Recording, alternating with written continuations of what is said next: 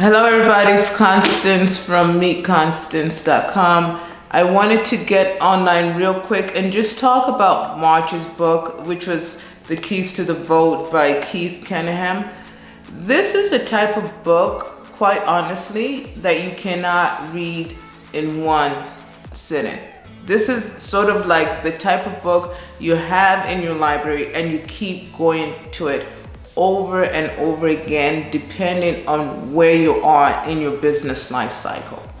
I think Keith in this book addresses questions that you'll have when you're just starting out, when you're trying to scale your business, and when you're established. And this is why it's a perfect book to really have in your library. And one of the things that is most important, my main takeaway from this book is basically, how does an investor think?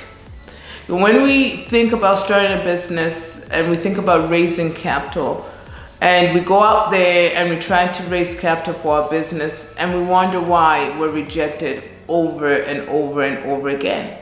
In this book, Keith is very clear to say you have to learn how to think like an investor. And in this book, he teaches you how to think like an investor. So until you can master how to think like an investor, you never really be able to earn or actually be able to seek out the capital that you actually need for your business. So I encourage you to read this book. I encourage you to take notes. He talks about business plans in here. He talks about the key components of a business plan. He talks about the questions that investors are asking as it relates to risk. So really, as entrepreneurs, we're quite optimistic. We oftentimes think that our businesses are going to, be successful. Well, the investor's mindset is, why is this not a good investment? And so really what we're trying to do as entrepreneurs is to answer the question of why our business is worth the risk. Are we personally worth the risk? Is an idea worth the risk? And is a business long-term worth the risk? Those are the investor questions that are being asked in general, and our goal as entrepreneur is to answer those questions. So if you haven't read our March book, I encourage you to pick a copy of it.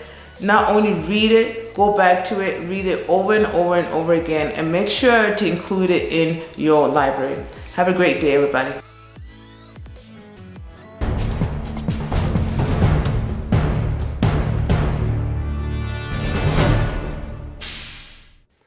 I have 25 years worth of experience.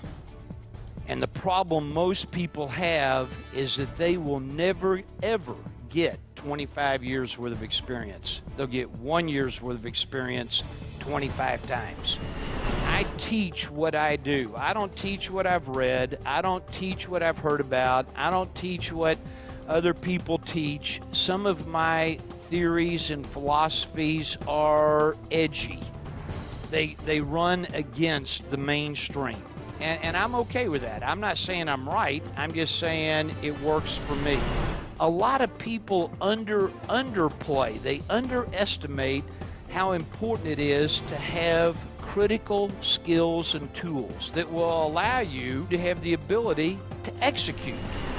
Now, the goal is not to turn you into an accountant. The goal is not to turn you into a stock picker.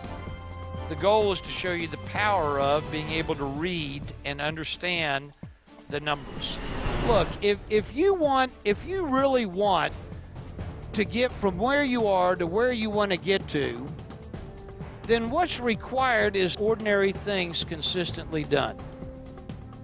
Ordinary things consistently done produced extraordinary results.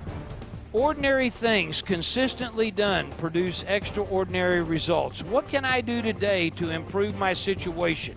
What can I do today to improve my situation? Ordinary things consistently done produce extraordinary results. The trick is not making money when the tide is going up. The trick is keeping it when the tide is going down. That's the whole trick. Everybody wants to teach you how to make money. Making money is about the easiest thing in the world. The trick is not making it, the trick is keeping it.